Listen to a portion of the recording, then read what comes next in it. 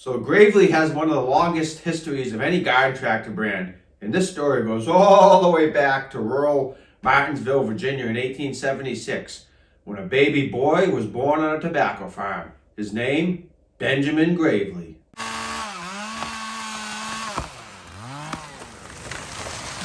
So actually, young Benjamin's first aspiration wasn't machinery and garden tractors, it was to be a photographer. So after finishing school, he went to work for the Eastman Kodak Company as a photographer. So him and his business partner, Charles Thomas, started their photography business in Virginia right around the year 1900. So 2 years later, Gravely would go on to marry his wife, Elizabeth Downey, and the two of them would have 5 children together. So a short time later, Gravely would go on to open another photography studio in 1903 with Marguerite Moore, which was his wife's cousin. And this photography business actually was in business for about 60 years, from 1903 up until 1963. Oh. But today's video isn't about photography, it's about Gravely garden tractors. So let's get into it. So we've already determined that Benjamin Gravely was a man of many talents. And that's because in 1911, Benjamin Gravely came out with the walk-behind plow, which was actually powered by a Maytag washing machine motor. And it was very rudimentary, very simple, but it was a big innovation in the start of something major. So Gravely, being a man of many talents, did understand that anything other than perfection wasn't good enough and wouldn't meet the mark, wouldn't make the cut. So he kept working at it, kept trying, kept innovating, until he found a recipe that worked using an Indian motorcycle engine called the Gravely motor plow, and he patented it December 5th of 1916. So after World War I had ended, Gravely set up shop at McClellan's, and for the next 6 years he innovated and came up with a Model L, which was introduced. And this early machine weighed in at about 180 pounds. So once Mr. Gravely was able to obtain $200,000 from his Charleston investors, the Gravely Motor Plow and Cultivator Corporation was officially incorporated. And it's important to note that $200,000 is in early 1920s money. So 100 years ago. Yeah, that's not in 2024 money, so you can only imagine how much that would be. So a big investment from these Charleston men and women, and obviously they saw something special in young Mr. Gravely that they wanted to be part of. So this plant would have been built in Dunbar, West Virginia, and early Model D started rolling off the line in 1922. And these machines would have cost right about $150 a piece. In 1922 time. Which makes you wonder. We did do a video a while back regarding inflation calculators and what old machines from the 60s and 70s and 80s would cost today. So it makes me wonder, what was $150 in 1922? What would that be today in 2024? If you want to see that video where we talk about price inflation calculators, please click up here. So I actually just looked this up because I was curious. So in 1922, it would be $150, whereas in today's money, it'd be just over $2,800. So that'd be nearly $3,000 for a simple walk-behind Model D machine. And I think it's also worth noting that all these early Gravely machines would have been made by hand until 1927, when the automated process first took place. So the Gravely company's early strategy would be to pack as many of these machines into their trucks and delivery vans as they could, and they would drive around farm country trying to sell these machines to farmers and different businessmen and get their name out there. And it worked pretty well. It was a time-tested strategy and it was a lot of work, but it paid off for Gravely. I can imagine me and you doing that, being door-to-door salesman for Gravely walk-behinds in the 1920s. You don't see stuff like that here in 2024. Businesses are too lazy to do anything like that. They would just try to do it all digitally online and just blast you with 1,000 emails. They're not going to drive around showing you the machine. They're going to have the machines in their truck. They're going to take them out, showcase what the machine can do, hoping that you'll buy one. I just can't picture them doing that here in 2024. Me neither. Can you? So with the exception of the year 1928, every year from 1922 until 1936, believe it or not, Gravely's company actually lost money. A lot of this could be attributed to the Great Depression. People just weren't buying like he hoped they would. But despite all this, he persevered through and he stayed in business for that 14-year period. And starting 1936 and after, every year he started turning a profit. I also think it's important to mention that in 1928, the reason I personally think he turned a profit was because he introduced his first moment attachment, which I have to think back then would have been a totally new, totally foreign idea, that you wouldn't have had a walk behind mower or ride on anything like that. You would have had a little like roller, you know what I'm talking about? Yes, like a roller mower, yes. Like a real mower?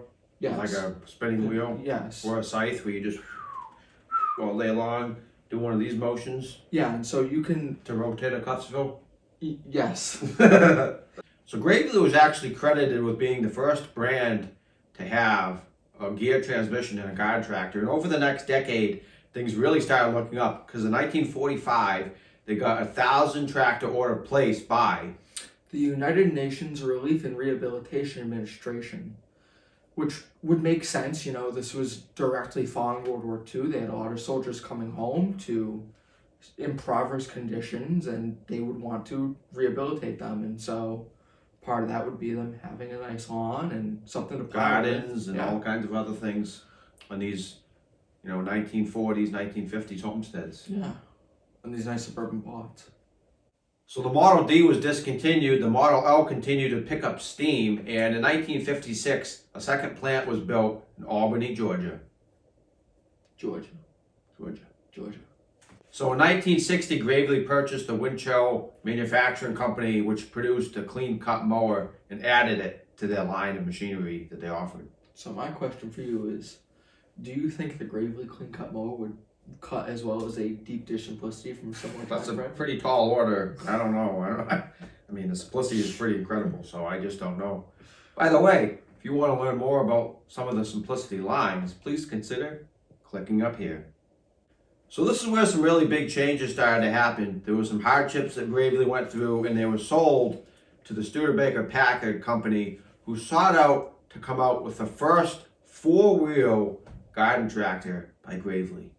After the acquisition of Gravely, their first attempt at a four-wheel garden tractor was the Westchester model, which was somewhat of a flop, and they actually had to implement a buyback program. This early tractor would have cost $875, and it had a very unique look, and not many were sold, and they discontinued the Westchester shortly thereafter. Yeah, it had a 12 horsepower engine, which was pretty standard for the time, and a 4-speed gear transmission, which was pretty standard for the time. It just didn't live up to a lot of the other tractors of the day. Would you agree to that? Yes. The clean cut mower was also discontinued about this time, which does make sense. Because if you think about it, 1967, you have Sears, Wheelhorse, John Deere, Cub Cadet, all coming out with their garden tractors that are selling like hotcakes. And if four wheels in a ride-on is a new thing, do you really want to have a walk-behind mower? Probably not. And the Studebaker Packard Corporation got acquired and became the Studebaker Worthington Corporation around this time as well. And in 1967, they came out with the all-new and wildly successful Gravely 424 ride-on tractor. And then just 1 year later, in 1968, the production of all the tractors was moved over to their Clemens, North Carolina plant. So the lines were diversified, and the two-wheel machines would stay into production until about 1976. Some of the original four-wheel models would have included the 10 horsepower 424, made from 1967 until 1972. The 12 horsepower model 430, which was also made from 67 until 72. And the 14 horsepower model 432, which was made from 1967 until 1972. These models all featured shaft-driven gear transmissions with the Swift-Matic 8 trannies, and they had Kohler or Onan engines, and they had shipping weights of approximately 900 pounds, and also they could be optioned and outfitted with mower decks, plows, and the legendary, and I mean legendary, Gravely Snow Cannon 2-stage snow blowers. So in 1970, the big model 450 would be offered. It featured a massive 16.5 horsepower Onan engine, and it tipped the scales at an impressive 950 pounds.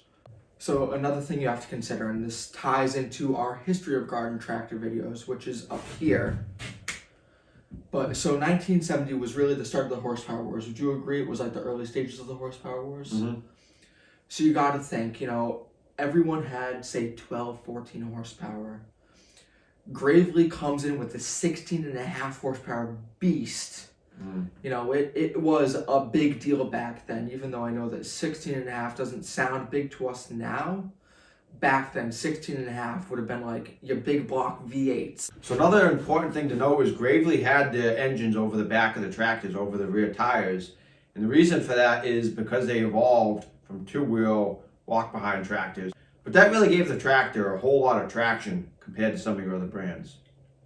Yeah, you can imagine having an extra 300-400 pounds over the rear tires, how much of a difference that would really make on rough surfaces. In 1972 saw the introduction of the new 800 series. These machines were made until 1978 and featured models 810, 812, 814, 816, 816S, 817, and the 818. These models again featured shaft-driven gear transmissions, big Onan power plants, and weighed around 900 to 960 pounds. So then once these models were discontinued in the late 1970s and into the early 1980s, we saw the introduction of the 8000 series, as well as the incredible GMT 900 and the legendary GMT 9000.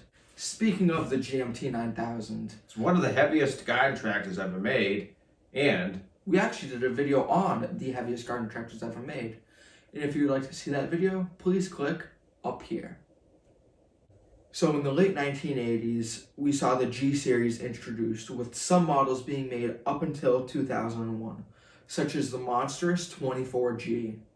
So in 1981, Gravely President Pete Jank was tasked to find a buyer for the line. After being passed up by multiple potential buyers, including Ariens, Jank's persistence paid off, and a second attempt to get Ariens to buy the line proved successful after several months of negotiations. In 1982, Ariens officially purchased the Gravely line, and 10 years later, in 1992, they were moved to Ariens HQ in Brillion, Wisconsin. Ariens continues to make machines under both the Ariens and Gravely names here in 2024. So we certainly hope you guys enjoyed today's video on one of the toughest garden tractor brands ever produced, which would be Gravely. And if you guys enjoyed, please make sure to like and subscribe, as it is a lot of work for us to do all the research for these videos. And it does greatly help us out if you guys to like and subscribe the videos, as it helps us get recommended more and we get more views.